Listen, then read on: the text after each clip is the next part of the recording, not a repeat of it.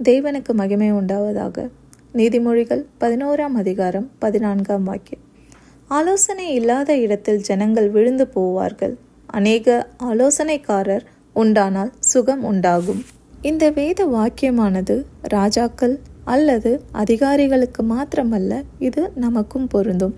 ஆலோசனை இல்லாமல் நாம் சில காரியங்களை செய்வதனால் நாமும் விழுந்து போவதற்கான வாய்ப்புகள் அதிகம் உண்டு. உங்களுக்கு தெரிந்திருக்கும் அல்லது கேள்விப்பட்டிருப்பீர்கள், பார்த்திருப்பீர்கள். அதிகாரிகள் மற்றும் ராஜாக்கள் உள்ள இடங்களில் ஆலோசனை சொல்லுவதற்காக அதிகம் ஆட்கள் காணப்படுவார்கள். அவை அங்கு மாத்திரமல்ல, சபைகளிலும் ஆலோசனை சொல்லுவதற்கான ஆலோசனைக்காரர்கள் இருக்க வேண்டும் என்று நான் விரும்புகிறேன். நல்ல ஆலோசனைக்காரர்கள் உருவாக்க வேண்டியது நம்மளுடைய கட்டாயமாக இருக்கிறது. கூடுமானால் நாமும் தேவனுக்கு பயந்து நல்ல ஒரு ஆலோசனைக்காரர்களாக மற்றவர்களுக்கு உதவி செய்வோம். தேவன் தாமே உங்களை ஆசீர்வதிப்பாராக. ஆமேன்.